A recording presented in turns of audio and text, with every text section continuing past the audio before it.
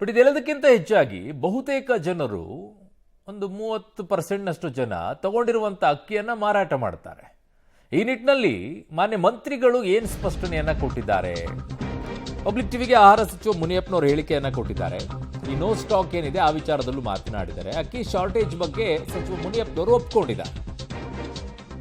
ಕೆಲ ಕಡೆಗಳಲ್ಲಿ no stock board ಹಾಕಿರಬಹುದು ಅಲ್ಲ, ಹಾಕಿದ.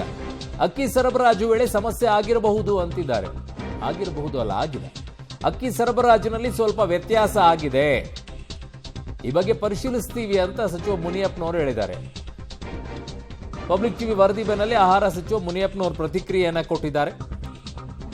ಯಾಕೆ ಈ ಸಮಸ್ಯೆ ಆಯಿತು ಏನು ಅಂತ ಗೊತ್ತಾಗ್ತಿಲ್ಲ ಅವರಿಗೆ. 2 ತಿಂಗಳ ಅಕ್ಕಿ ಒಂದೇ ತಿಂಗಳು ಕೊಡಬೇಕಾಗಿರೋದ್ರಿಂದ ಕೆಲವು ಕಡೆಗಳಲ್ಲಿ ಸಮಸ್ಯೆ ಆಗಿರಬಹುದು ಅಂತಿದ್ದಾರೆ. ಆಮೇಲೆ ಅಕ್ಕಿ ತಗೊಂಡು ಏನಾದರೂ ಮಾರಿದ್ರೆ ಕಾರ್ಡ್ ರದ್ದು ಮಾಡುವಂಥ ವಿಚಾರಕ್ಕೆ ಸಂಬಂಧಪಟ್ಟಂತೂ ಅವರು ಮಾತನಾಡಿದ್ದಾರೆ. ಏನು ಹೇಳಿದ್ದಾರೆ ಕೇಳಿಸ್ಕೊಳ್ಳಿ.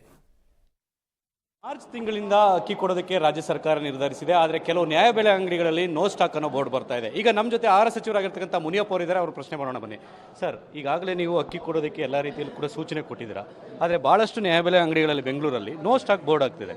ಅಕ್ಕಿ ಇದೆ, ಸರಬರಾಜು ತಡ ಆಗಿರ್ಬೋದು, ಅದಕ್ಕೇನೇನು ಬೇಕೆಲ್ಲ ವ್ಯವಸ್ಥೆ ಮಾಡಿದ್ದೀವಿ, ಹಣ ಕಟ್ಟಿದ್ದೀವಿ. ನ್ಯಾಷನಲ್ ಇದು ಫುಡ್ ಕಾರ್ಪೊರೇಷನ್ ಆಫ್ ಇಂಡಿಯಾ ಅದಕ್ಕೆ ನಾವು ಫೆಬ್ರವರಿದು ಕೊಡ್ತಾ ಇದ್ವಿ 5 kg, ಮಾರ್ಚಿದು 10 kg, ಈ ತಿಂಗಳಲ್ಲೇ 15 kgಯನ್ನು BPL ಕಾರ್ಡ್ ಪ್ರತಿಯೊಬ್ಬರಿಗೂ ಕೊಡಬೇಕು ಅಂತ ತೀರ್ಮಾನ ಮಾಡಿದ್ದೀವಿ. 4.5 ಕೋಟಿ ಜನಕ್ಕೆ ಇದರ ಸೌಲಭ್ಯ ಆಗ್ತಾ ಇದೆ. ಎಲ್ಲಾದರೂ ತಡ ಆಗಿದ್ದರೆ ಟ್ರಾನ್ಸ್ಪೋರ್ಟೇಷನ್ ತಡ ಆಗಿರ್ಬೋದು, ಈ ತಿಂಗಳ ಕಡೆ ಒಳಗಡೆ 15 kg ಕೊಡಲೇಬೇಕು.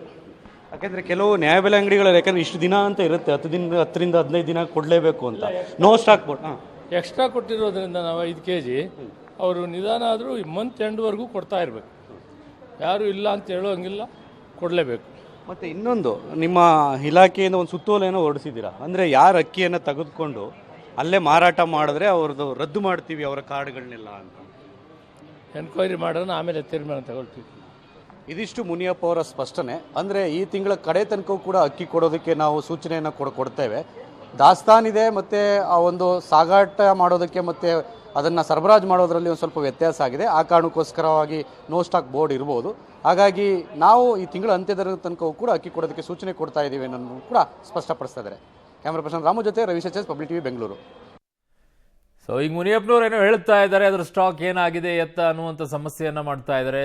ಹಾಗೆ ಆಗೋದು, ಸಾಲನೂ ಹಾಗೆ ಕೊಡಬೇಕು ಇದ್ದಾಗಿದ್ದು ತಿಂಗಳ ಕೊಟ್ಬಿಟ್ರೆ ಅದು ಕ್ಲಿಯರ್ ಇರುತ್ತೆ.